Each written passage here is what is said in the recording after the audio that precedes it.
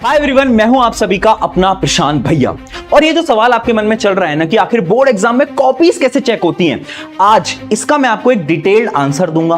मैं आपको ये बताऊंगा कि उस पैटर्न के हिसाब के आपको अपने आंसर्स को लिखकर कैसे आना है जिससे कि आपके मार्क्स इंक्रीज हो सकते हैं। अब जितने भी आपके दिमाग में सवाल चल रहे हैं ना, ये सारे सवाल मैंने उन टीचर से पूछा, वो टीचर्स जो कि बोर्ड एग्जाम की एक्चुअल कॉपीज चेक करते हैं। जैसे कि सबके मन में एक सवाल आता है, क्या टीचर खुद से नंबर काट सकते हैं? इमेजिन करो एक एग्जामिनर को आपकी जो कॉपी है उसके आपके आंसर समझ नहीं आए, यानी उनको पसंद नहीं आए, तो क्या वो नंबर काट सकते हैं? इसका भी मैं आंसर बताऊंगा। उसके अलावा मैंने दूसरा सवाल पूछा, do marks increase due to better presentation?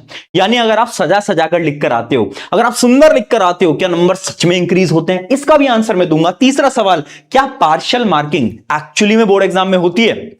अगर आपने प्री बोर्ड दिए होंगे तो आपको पता होगा मेजॉरिटी ऑफ स्कूल में पार्शियल मार्किंग नहीं देते, है ना?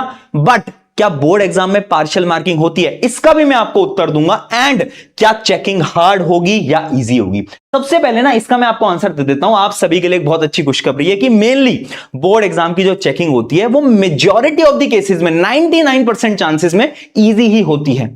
जैसा आपने प्री बोर्ड में जो चेकिंग देखी है ना, आपके जो स्कूल के टीचर्स ने चेकिंग करी है, उससे इजी होगी। क्यों होगी? क्योंकि जो स्कूल के टीचर्स होते हैं वो थोड़ी सी टफ चेकिंग करते हैं, बट जो बोर्ड एग्जाम के एग्जामिनर्स होते हैं वो चेकिंग आसान करते हैं। तो आपको इसका तो आंसर मिल गया होगा। अब एक एक करके स्टार्ट करते हैं। जो आपका पहला सवाल है ना, क्या टीचर खुद से नंबर काट सकते हैं? तो इसका आंसर पता है क्या है? नहीं, वो नहीं काट सकते। अब आप सोचोगे ऐसा क्यों? क्योंकि हर एक एग्जामिनर के पास ना एक आंसर की होती है, वो आंसर की उनको दी जाती है। इमेजिन करो तुम्हारा साइंस का पेपर है, तो टीचर को ना एक आंसर की दी गई होगी और उस आंसर की के हिसाब से उन्हें चेकिंग करनी है। मैं आपको वो आंसर की दिखा भी देता हूं। अगर आप जाओगे ऑफिशियल वेबसाइट पे, आप अगर सीबीएसई के स्टूडेंट हो तो आप वहां पे जाओ, या फिर आप किसी और बोर्ड के स्टूडेंट हो उस वेबसाइट पे जाओ, आपको आंसर की दिख जाएगी लास्ट ईयर के क्वेश्चंस की। ठीक है, तो ऐसी एक आंसर की दिखती है। मैं थोड़ा सा जूम करके आपको दिखाता हूं। जैसे कि ये क्या है, ये इंग्लिश की आंसर की आप देख सकते हो। तो इसमें पता है हर चीज गिवन होती है हमें कि कितने नंबर एक स्टूडेंट को देने हैं। फॉर एग्जाम्पल अगर आप नीचे देखोगे राइटिंग स्किल, ठीक है, अगर आपको लेटर राइटिंग का आपका एक क्वेश्चन है तो ना यहां पर लिखा होता है कि फॉर्मेट के 1 मार्क मिलेंगे, ठीक है, कंटेंट के 2 मार्क्स मिलेंगे, उसके अलावा ऑर्गेनाइजेशन ऑफ आइडिया के 1 मार्क्स मिलेंगे एंड एक्यूरेसी के 1 मार्क्स मिलेंगे। तो यानी अगर तुम कुछ भी लिख के आते हो और अगर सही फॉर्मेट में लिख के आते हो ना, तो 1 नंबर तो हर एक स्टूडेंट को मिलने ही मिलने हैं। ठीक है, तो यानी ये जो आंसर की होती है ना, इसके हिसाब से चेकिंग होती है। मैं एक और एग्जांपल दिखाता हूं, जैसे कि साइंस का। अब देखो साइंस में भी ना आंसर्स दिए होते हैं और टीचर को इन्हीं पॉइंट के हिसाब से आंसर को चेक करना होता है। जैसे कि देखो आंसर के अंदर एक डायग्राम भी बना रखा है, तो वो ये भी चेक करेंगे क्या स्टूडेंट ने डायग्राम बनाया या नहीं बनाया, क्या स्टूडेंट ने पॉइंट्स लिखे हैं या नहीं लिखे हैं। ये सारी चीजें चेक होती हैं by the help of answer की। यानी टीचर खुद से चेक नहीं कर रहे हैं, वो उस आंसर की के हिसाब से उनको चेक करना पड़ता है, और यही एक प्रकार का रूल होता है। ठीक है, तो पहली चीज तो आपको समझ में आ गई। दूसरी चीज, क्या पार्शियल मार्किंग होती है? मैंने साफ दिखा दिया यहां पर। अगर आपने यहां पर ध्यान से देखा हो, इंग्लिश में अगर आप एक फॉर्मेट में लिख के आते हो तो भी 1 नंबर मिलेंगे, कंटेंट लिख के आते हो तो 2 नंबर मिलेंगे। और इसका ना एक और चीज मैं आपको एग्जांपल देता हूं, मैथ्स। बच्चे डरते हैं ना कि अगर मैथ्स का फाइनल आंसर नहीं आया तो क्या हमारे पूरा आंसर गलत हो जाएगा? तो ऐसा बिल्कुल भी नहीं है। बोर्ड एग्जाम ये बोलता है कि मैथ्स में भी स्टेप वाइज मार्किंग होती है। अगर आप ध्यान से देखोगे, जो अगर स्टार्टिंग में फॉर्मूला भी लिखते हो या फिर 1-2 वैल्यूज भी लगाते हो, तो उसका भी देखो यहां पे लिखा हुआ है कि आधा नंबर दे दो। ठीक है, अगर आप सेकंड स्टेप तक पहुंच पाते हो तो फिर आधे नंबर आपको और मिल जाएंगे, थर्ड स्टेप पे पहुंचोगे तो 1 नंबर मिल जाएंगे।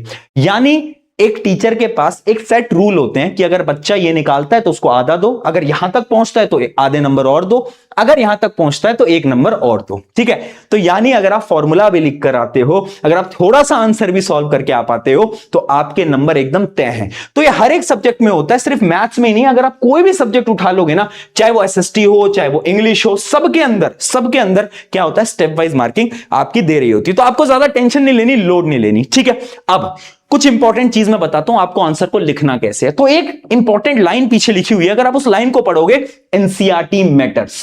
देखो दोस्तों, एनसीईआरटी बहुत इंपॉर्टेंट है, स्पेशली साइंस और एसएसटी के अंदर। मैं क्यों बोल रहा हूं? क्योंकि जब आप आंसर लिखोगे, एग्जामिनर जो कॉपी चेक कर रहे हैं वो कैसे कॉपी चेक करेंगे? ये जो आंसर की आती है, और ये आंसर की जो होती है वो बनती कैसे है? एनसीईआरटी से। यानी अगर इमेजिन करो एक क्वेश्चन आया, right the 5 points about neuron, neuron के ऊपर 5 पॉइंट लिखने हैं, तो वो जो 5 पॉइंटर की जो उनके पास आंसर की होगी ना, वो आंसर की बनती है एनसीईआरटी से। तो अगर आपने आंसर को एनसीईआरटी की लैंग्वेज में लिखा है तो ऑब्वियस सी बात है आपको नंबर पूरे मिल जाएंगे। बट ऐसा मेनली नहीं होता कि अगर आपने अपनी लैंग्वेज में लिखा है तो नंबर कटते हैं, ऐसा भी नहीं होता। बट मैं आपको सजेस्ट करता हूं कि एनसीईआरटी के हिसाब से अगर हम आंसर लिख सकते हैं ना तो नंबर कटने के चांसेस 0% है। अब एनसीईआरटी इंपॉर्टेंट है ये तो आपको पता चल गया, लेकिन बच्चों को ना एक प्रॉब्लम आती है कि एनसीईआरटी की जो लैंग्वेज है ना वो बहुत डिफिकल्ट है, तो समझ नहीं आ पाती, याद नहीं हो पाती। तो उसका क्या सोल्यूशन है? तो अगर तुम क्लास 10th के स्टूडेंट हो ना तो उसका सोल्यूशन हमारे पास बहुत अच्छी तरीके से है। क्योंकि अभी मैंने ना कुछ समय पहले एक बुक लॉन्च करी थी जिसका नाम था प्रयास। आपने भी बुक देखी होगी, राइट? अभी जो प्रयास बुक है ना इसके साथ आपको मिलते हैं ये एनसीईआरटी चिट्स। स्पेशली जो साइंस और एसएसटी के एनसीईआरटी चिट्स है ना ये आपके लिए बहुत यूजफुल होने वाले हैं। क्यों? क्योंकि इस चिट्स के अंदर ना हर एक चैप्टर को समराइज फॉर्म में एनसीईआरटी की भाषा में लिखा गया है। यानी इसके अंदर आपको flow charts, road maps and वो भी एनसीईआरटी की लैंग्वेज में। यानी अगर आप अपने आंसर्स को इस भाषा में लिखकर आते हो ना तो आपके नंबर बिल्कुल नहीं कटने वाले। और एक और चीज है कि इससे ना आपका जो रिवीजन है ना, क्योंकि बोर्ड एग्जाम ऑलमोस्ट पास आ गए हैं तो बोर्ड एग्जाम से पहले ना रिवीजन करना बहुत इंपॉर्टेंट होता है। तो वो जो रिवीजन वाली प्रॉब्लम है ना वो भी आपकी इससे क्या हो जाएगी, खत्म हो जाएगी। तो इस वजह से जो प्रयास है आप ले सकते हो, लिंक डिस्क्रिप्शन में। और अभी के समय पर ना इस पे बहुत हैवी डिस्काउंट चल रहा है, यानी 30% ऑफ चल रहा है, जो कि मैं लिंक दे दूंगा, उससे आप जाकर परचेस कर सकते हो। ठीक है, अगला पॉइंट और बहुत इंपॉर्टेंट पॉइंट जो कि है time is inversely proportional two marks. देखो, अगर एक टीचर जो कि आपकी कॉपी चेक कर रहे हैं वो जितना टाइम आपकी कॉपी पे लगाएंगे ना उतने नंबर आपके कम होते रहेंगे। मैं समझाता हूं। अगर आपकी पेपर प्रेजेंटेशन खराब है ना, आपने एक डिफरेंट ऑर्डर के अंदर आंसर लिख रखा है, तो टीचर कॉपी चेक करेंगे, अरे यार ये कैसा बच्चा है, इसने तो कैसा आंसर लिख रखा है, और वो ज्यादा टाइम लगाएंगे। जितना वो टाइम लगाएंगे ना तुम्हारी कॉपी के ऊपर उतना उनका दिमाग खराब होगा और उतने ही वो नंबर तुम्हारे काट सकते हैं। ठीक है, तो तुम्हें क्या करना है ना, तुम्हें कुछ पेपर प्रेजेंटेशन की टिप ध्यान रखनी जो कि मैं भी बताऊंगा, जिसकी मदद से तुम्हारी जब कॉपी एक टीचर के पास आएगी ना वो देखेंगे कि अरे यार कितना अच्छा बच्चा है, पहला answer, second answer, third answer, वो आगे पन्ने पलटते जाएंगे पलटते जाएंगे पलटते जाएंगे, वो सारे आंसर तुम्हारे देखेंगे और तुम्हें फुल मार्क्स दे देंगे।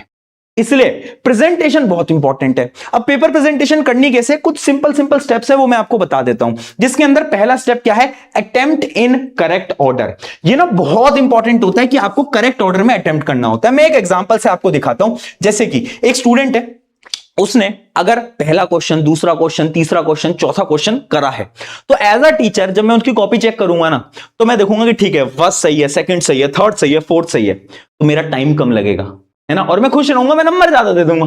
ठीक है, अगर एक ऐसा स्टूडेंट आता है जिसने पहला क्वेश्चन करा है, फिर पांचवा करा है, फिर 10वां करा है, फिर तीसरा करा है, फिर चौथा करा है, तो मुझे भी ना थोड़ी सी प्रॉब्लम होगी चेक करने में। और जब मुझे प्रॉब्लम होगी चेक करने में तो मैं उसके पूरे पूरे आंसर्स पढ़ूंगा, और जब मैं आंसर्स पूरे पूरे पढ़ूंगा तो तुम्हें पता है आंसर पढ़ते ही छोटी छोटी गलतियां मिलने लगती हैं, और जैसे ही मुझे गलती मिलेगी मैं नंबर काट लूंगा।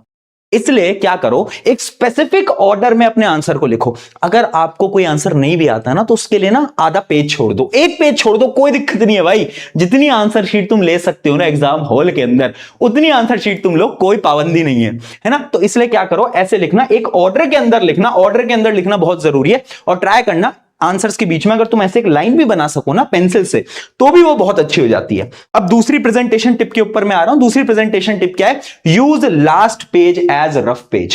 देखो बहुत सारे बच्चे क्या करते हैं ना, साइड में बॉर्डर बनाते हैं। फॉर एग्जांपल मान लो ये मेरा पेपर है, ठीक है, मैं क्या करूंगा, मैं से साइड में बॉर्डर बना लूंगा और यहीं पे रफ करने लगूंगा, है ना। तुम में से भी बहुत लोग करते होंगे, मुझे कमेंट्स में बताना, करा है तुमने कभी ऐसा।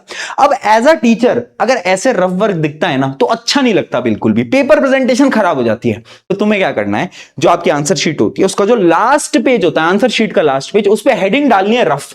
क्या हेडिंग डालनी है, ऊपर आपने हेडिंग डाली उस पर रफ, और फिर आपको उसमें कुछ भी रफ करो, टीचर को कोई प्रॉब्लम नहीं होगी। तुम कुछ भी करो उसके अंदर, है ना, तुम उसमें कुछ भी लिखो, तुम उसमें लिखो Neha I love you, but ऐसा मत करना, बट तुम उसमें कुछ भी लिख सकते हो, किसी भी टीचर को कोई प्रॉब्लम नहीं होगी, राइट। तो जितना भी रफ पेज है ना वो हमें क्या करना है, वो हमें लास्ट में करना है, आंसर शीट के लास्ट में रफ हेडिंग डाल के वहीं पे करना है। ऐसे साइड में बॉर्डर्स बना के मत करना, पेपर प्रेजेंटेशन खराब होती है।